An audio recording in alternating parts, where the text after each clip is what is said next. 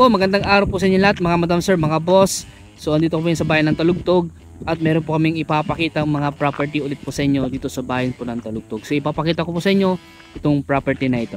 So ito na mga boss, yung property simula doon sa part na yan. Pag ganun na siya, ayan, kasama to, pero yung color green na yan na ano ay hindi po kasama. Yung kubo na hindi kasama yon.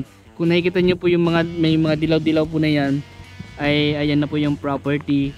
Hanggang doon pa po yan, bandaron pa po sa may mangga daw doon. So nasa mga mahaba-haba yung frontage nito, hindi na ma-estimate, siguro mga 500, mga ganun po siguro yung kanyang entrada. Pero may part po doon na hindi po sakop ng property sa bandang harap dito, pero konti lang naman daw yun.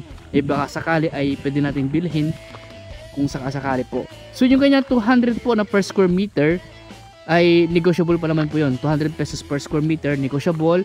At kitang kita po dito yung mga kawain na yung mga puno na yan, mga sayang na yan ay kasama po sa property, kasama pa po yan.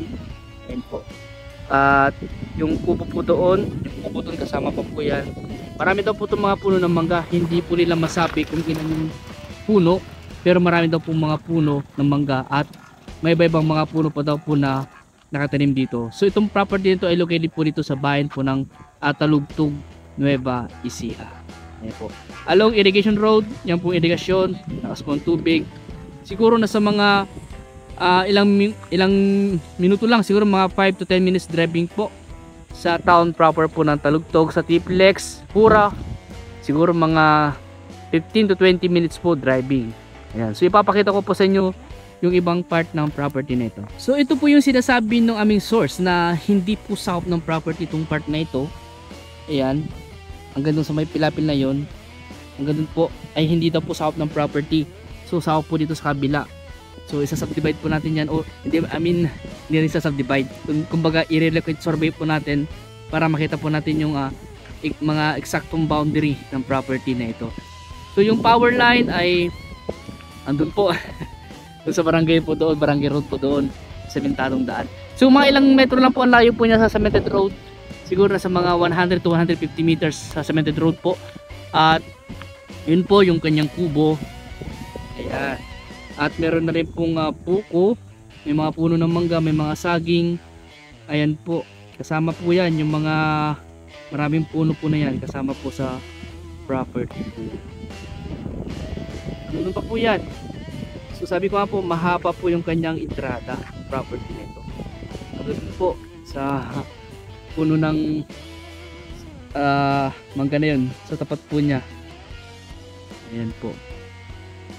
So 7 hectare po ito, sabihin natin 7 hectare more or less.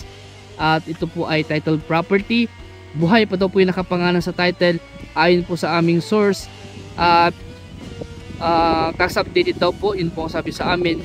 At maganda po itong develop, farming po talaga itong property na to dahil may irrigation canal po siya, irrigation road.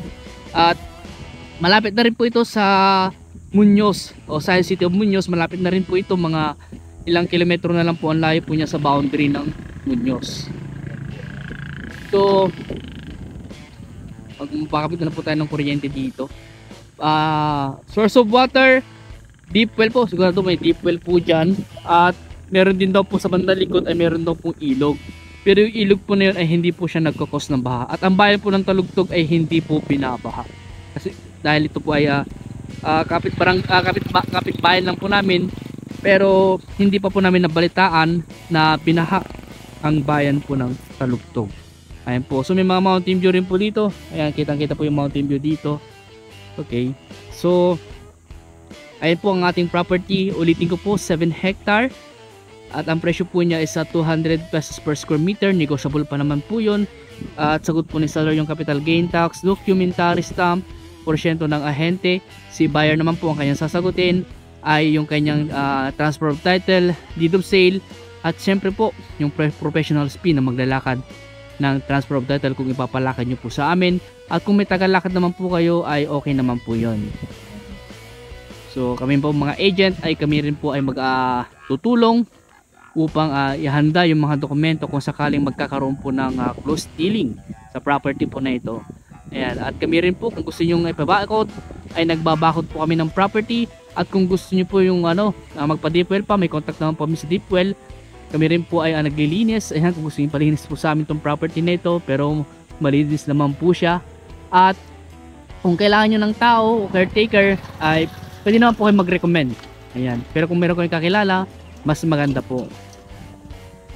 So kung may katanungan pa po kayo regarding po sa property nito, tawag lang po kayo sa akin. At andyan lang po sa aking screen yung aking contact number. Kung kailangan nyo, kung may ibang katanungan po kayo for viewing, ay tawagan nyo lang po ako. Naka-register din po yan sa Viber, WhatsApp, at pwede nyo akong kontakin sa aking messenger po. So ayan, hanggang dito po muna at maraming salamat po sa inyo lahat at God bless po.